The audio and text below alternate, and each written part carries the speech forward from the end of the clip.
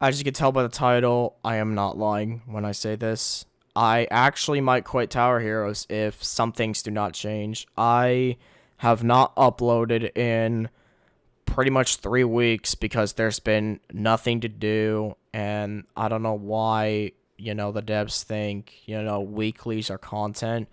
They're clearly not. There's no point in me filming a weekly because they're boring to film. They don't, give any attraction at all. And it's like a pain to edit them. Sitting through literally hours worth of footage on some weeklies just to edit them being barely, hitting the 20-minute mark, and then they just get no traction whatsoever because it's a weekly. Nobody wants to watch how to be a weekly that's been out, for 4 days. And that's the main reason I stopped, filming, period. I'm not going to be the first person to say this, but Tower Heroes needs to change. Otherwise, I'm gonna quit. I'm being serious. This is not me joking. Like most of my other videos. This is me being 100% serious with you, and I am not joking under any circumstance right now.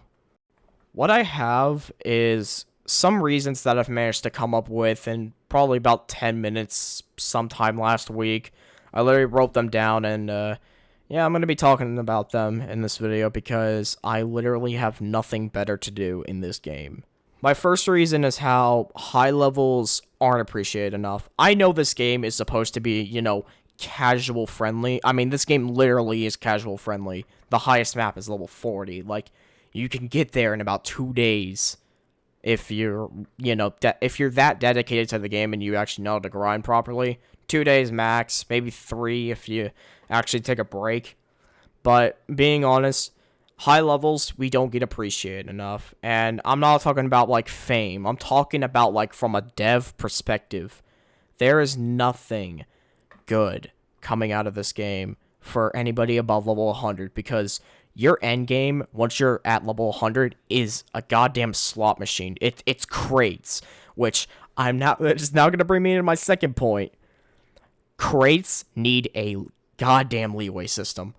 I do not need to see people open 300 crates, 200 crates, anything above a large amount above 100 get absolutely scammed by an RNG slot machine and not get a single mythic. Literally what happened to Alien Shark just the other day. He unboxed 300 crates, didn't even get a single mythic.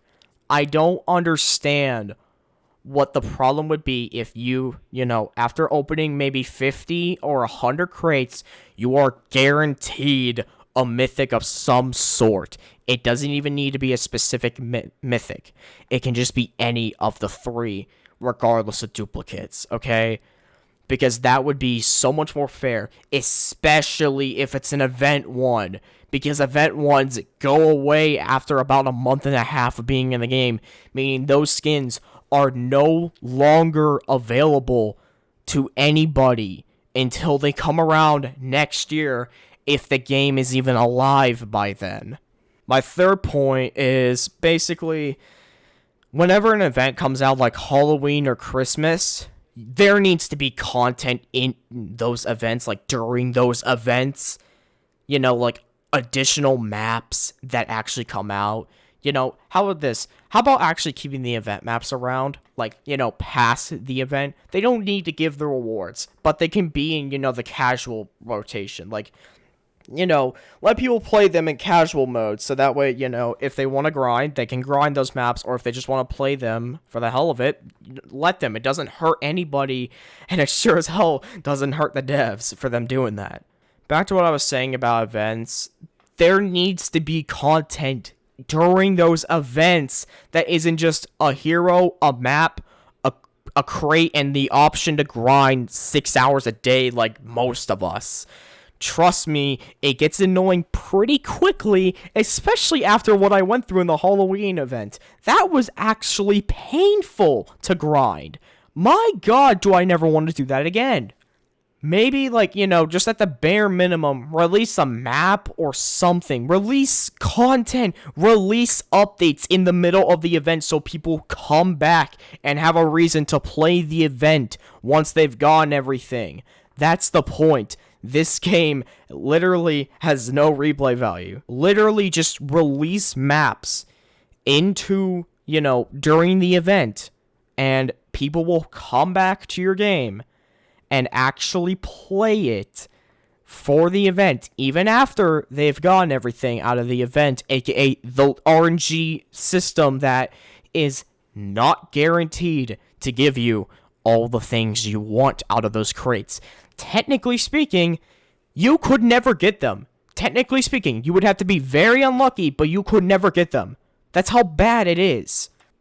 My next reason is, what the hell is the point of playing half of these events? This game doesn't have any good replay value.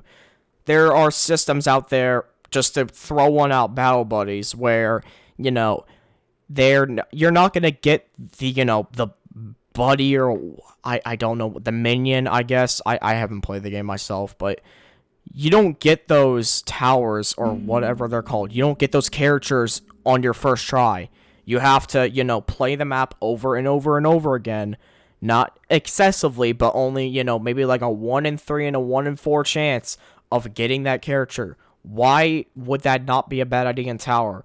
I know some people might disagree with me and say, oh, but the map's going to be too hard then. It's like, yeah, but what's the point of just hopping in, doing the map first try like 90% of us, and then leaving for the next 3 weeks while we wait for another map, and the cycle repeats over and over again?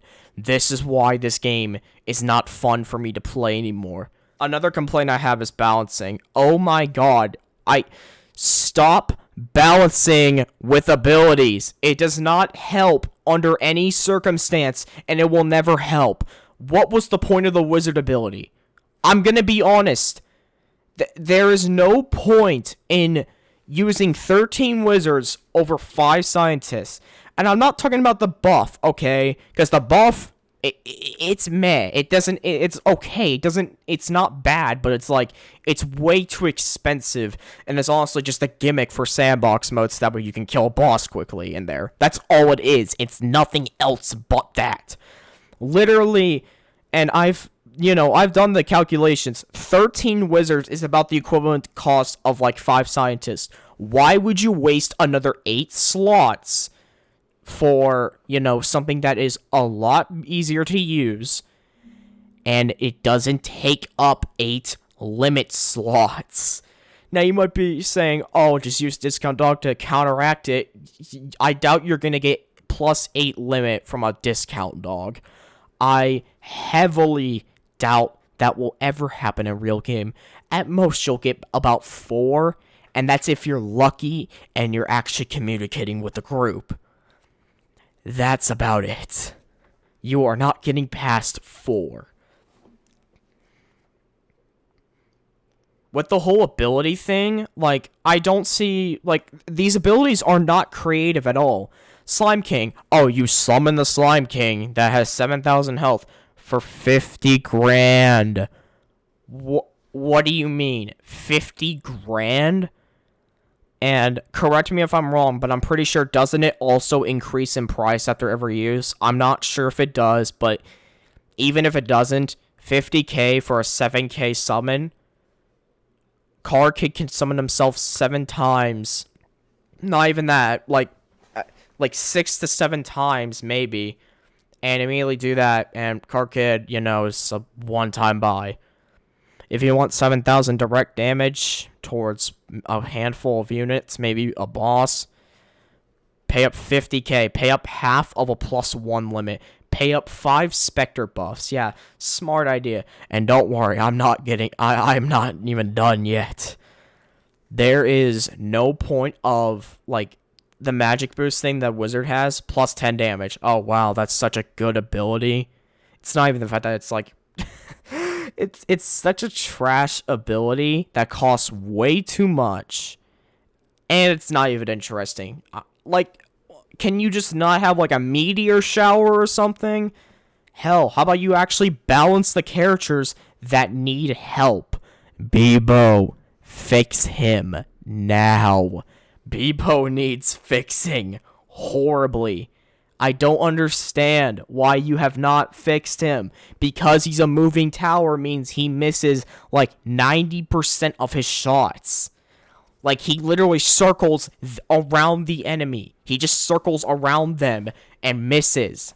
Because he's not in range. His range, it's not even the fact that his range is the problem. Just make the circle where, you know, he spins a lot shorter.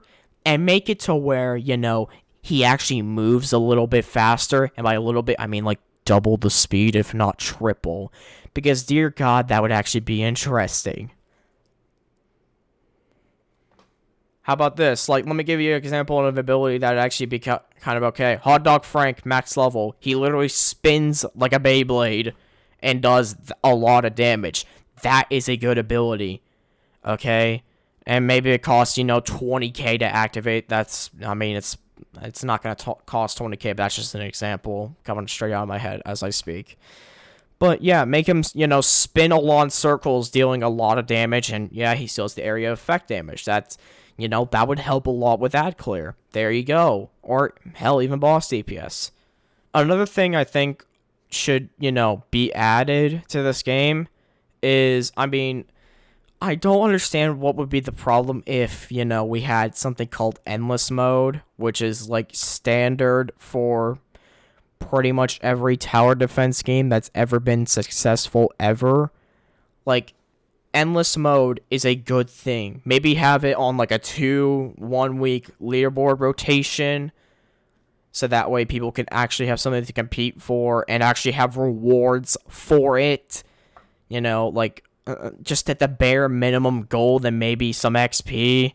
Maybe special currency if it's during a certain event. Hell, maybe even a special crate or a special like tag, nameplate, whatever. It doesn't matter. Just give us something out of it, and not just have a 2 or 1 week leaderboard that doesn't give anything. Like, that would actually be kind of nice. Yet, I do know that the mode would die, you know, kind of quickly, but it doesn't even need to be a mode. It can just be, like, you know, just normal casual games, and it just keeps looping. Like, that would actually be kind of fun. And another thing is, I don't see what the problem would be if we had custom player-made challenges or maps. Please bring them. You have no idea how much replay value this game would have.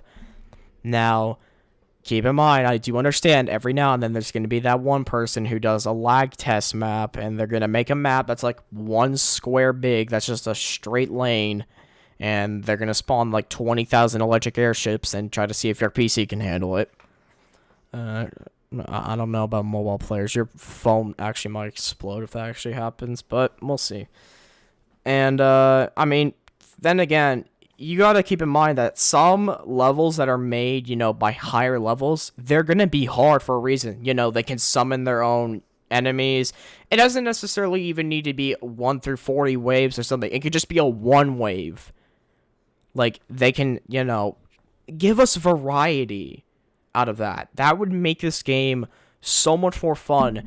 Playing community challenges, you know, maybe have like a win rate system, you know, how many people have lost in this map, how many people have won in the map, you know, something like that. And if it even, like, if you have to, you can expand that in Sandbox. If you literally have to. It doesn't matter if you do or don't. But if you have to do it in order to implement it, which you don't, but I already know you're going to do it because money, then go right ahead, honestly, okay? Because that'll actually make Sandbox worth buying for once. My last thought I think should go into this game is weeklies should not be set to a, you know, weekly rotation where they swap. How about actually allowing us to go back and have like a catalog or something of every single weekly that's ever came out, and we could choose which ones we want to play. And if we've never done those weeklies or we missed out on one, we can just go ahead and do it right from there. You realize people film weeklies or, do them because there's something called FOMO, or the fear of missing out. Trust me, I know what this term means. I play Destiny 2 for a living. But literally, this is probably one of the biggest fears that most people have when it comes to playing any game ever. It's the fear of missing out on content that could be very precious or just very good in general. Like the wafer, one example I have is, bring wafer to the presence. That was such a good weekly. That's such an interesting one. How about Skull Spec? Many people lost Skull Spec during the data loss or the data wipe, whenever that happened about months ago. Many people lost Skull Spec. Many people lost Ants. Give Ants back, please. People are still missing that skin. You might want to actually give Ants back to the people. But let people be able to replay, turn up the heat. And, you've already patched it, so it doesn't matter anyway, because, you already made it incredibly easier than what it already was. And, just another thing I want to say along with the turn up the heat thing, RNG enemies, this actually would not be a terrible idea. Now, if executed poorly, turn up the heat where only one setup can beat it, then it's not going to go well. But I don't see what the problem is, maybe not on top of the RNG maps, but enemies spawn in greater quantities or lesser quantities. That would make replay value a little bit better, honestly, because it would actually give us a challenge. Instead of us being locked to one or two loadouts that we've been locked to since Cloudy, because you actually did something in Cloudy when it came to balancing for once.